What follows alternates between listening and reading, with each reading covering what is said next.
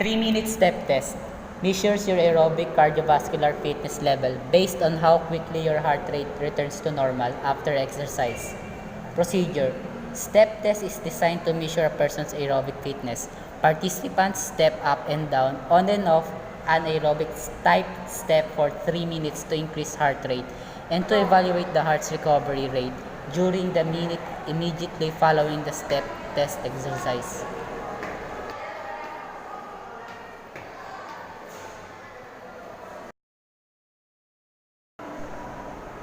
Curl up. The sit up or curl up is an abdominal endurance training exercise to strengthen the abdominal muscles. Procedure. Lie on your back on a mat or directly on the ground. Lie on your back with your arms crossed over your chest. Raise your upper body, contract your rectus abdominis muscles to raise your upper body off to the ground. Stop on your elbows, reach your thighs. Repeat with pace, sit-ups. Work the rectus abdominis, transverse abdominis, and obliques in addition to your hip flexors, chest, and neck. Benefits: core strength, improved muscle mass, athletic performance, better balance and stability, increased flexibility, improved posture.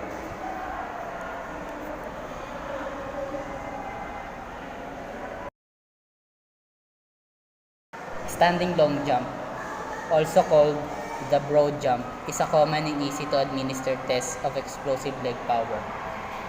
Benefits: standing long jump improves speed and power. Improving your standing long jump will also improve your speed and power. A more explosive, powerful athlete will be a faster athlete. Improve both your standing vertical jump and standing long jump will be faster and more explosive. Procedure. In performing the standing long jump, the jumper stands at a line marked on the ground with the feet slightly apart. The athlete takes off and lands using both feet, swinging the arms and bending the knees to provide forward drive. In Olympic rules, the measurement used was the longest of 3 tries. Zipper test, the back scratch test, or simply the scratch test, measures how close the hands can be brought together behind the back. This test is part of the senior fitness test protocol and is designed to test the functional fitness of seniors. Another shoulder flexibility test designed for testing the elderly is the shoulder circumduction test. Procedure. This test is done in the standing position. Place one hand behind the head and back over the shoulders, and reach as far as possible down the middle of your back, your palm touching your body and the fingers directed downwards. Place the arm behind your back, palm facing outward and fingers upward, and reach up as far as possible, attempting to touch or overlap the middle fingers of both hands. An assistant is required to direct the subject so that the fingers are aligned, and 2. Measure the distance between the tips of the middle fingers. If the fingertips touch then the score is 0. If they do not touch, measure the distance between the fingertips, a negative score. If they overlap, measure by how much, a positive score. Practice 2 times and then the test 2 times. Stop the test if the subject experiences pain.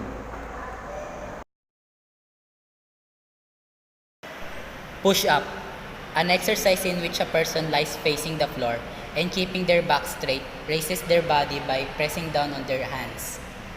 Benefits. The beauty of push-ups is that you can do them anywhere, anytime. The no-cost, no-hassle convenience is only one of the many benefits of push-up.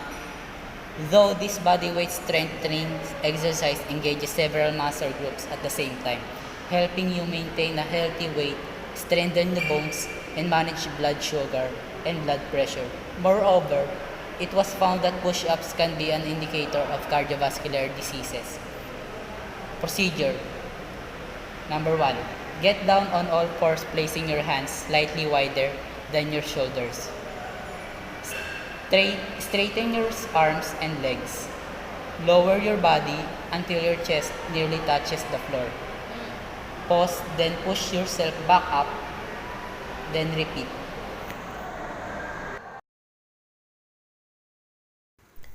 Sit and reach is a common measure of flexibility and specifically measures the flexibility of the lower back and hamstring muscles. This test is important as because tightness in this area is implicated in lumbar lordosis, forward pelvic tilt, and lower back pain. Procedure: place the ruler on the ground between your legs or on the top of the step. Place one hand on top of the other, then reach slowly forward. At the point of your greatest reach, hold for a couple of seconds and measure how far you have reached. Agility is the ability to move quickly and change directions while maintaining control and balance. Good agility requires a combination of speed, acceleration, balance, power, and coordination, plus good reflexes. Below is a collection of agility fitness tests which vary over the distance, number of turns, and angle of directions changes. Benefits: being agile doesn't just improve athletic performance, it can improve how you move day to day. Whether you want to improve your balance, build your mind body connection, or improve your recovery time, agility training will get you there. Procedure: the person to be tested starts with both feet together in the middle of the hexagon facing the front line. On the command go, they jump ahead across the line, then back over the same line into the middle of the hexagon. Then continuing to face forward with the feet together. Jump over the next side and back into the hexagon. Continue this pattern for 3 full revolutions. Perform the test both clockwise and anti-clockwise.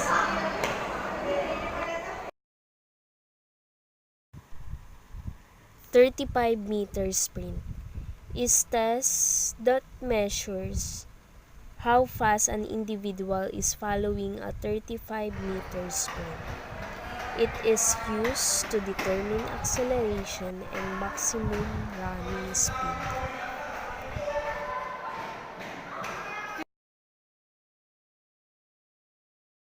Planking.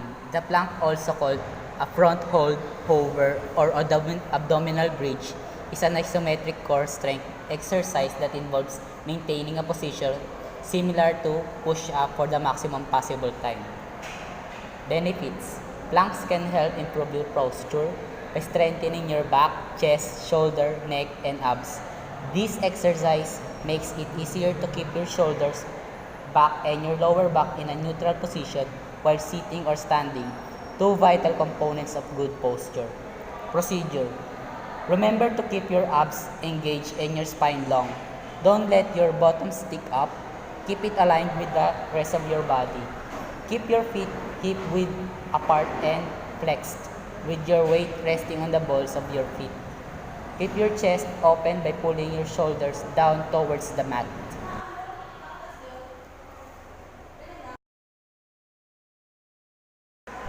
Squat. Crouch or sit with one's knees bent and one's heels close to or touching one's buttocks or the back of one's thighs. Procedure: stand straight with feet hip width apart. Stand with your feet apart directly under your hips and place your hands on your hips. Tighten your stomach muscles, lower down as if sitting.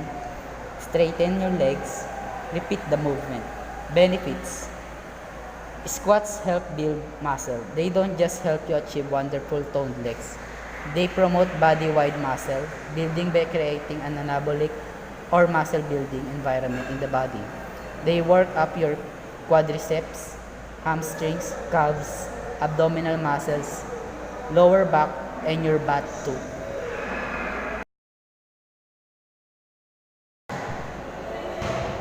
Lunges are a good exercise for strengthening, sculpting, and building several muscle groups including the quadriceps or thighs.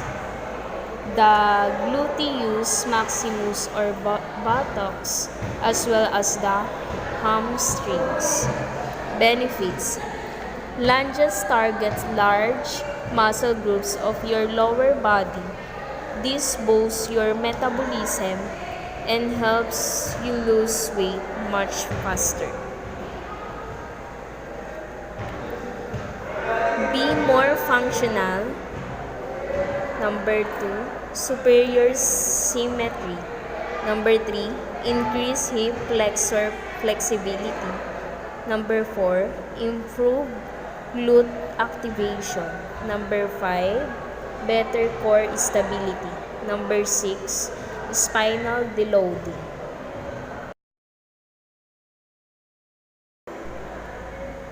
Trunk rotation test. Measures trunks and shoulder flexibility. You should be about arm's length away from the wall, with your feet about shoulder width apart. Benefits: is designed to identify how much rotational mobility is present in the thoracolumbar spine. Good separation between the upper and lower body is important to help generate speed and maintain a stable posture during the golf swing. Groin flexibility test is a simple test of groin flexibility that can be done quickly with minimal equipment. Procedure: sit on the floor with your knees bent, feet flat on the floor and legs together. Grab your feet and pull your ankles as close to your body as possible. Rockport walk test is a common aerobic fitness test for those of low fitness level. There is a very similar 1-mile walk test used for the Fitness Gram program. Procedure: the purpose of this test is to walk as fast as possible for 1 mile. After you have completed the mile, immediately take your pulse rate.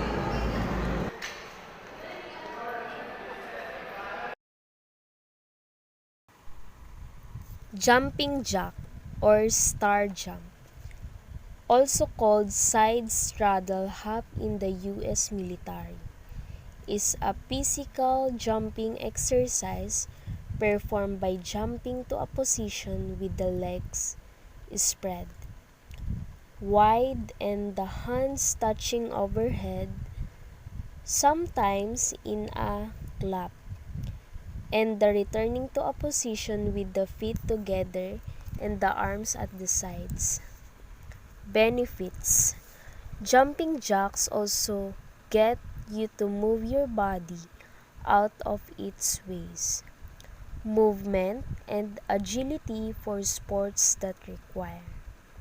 Procedures: number 1, steps.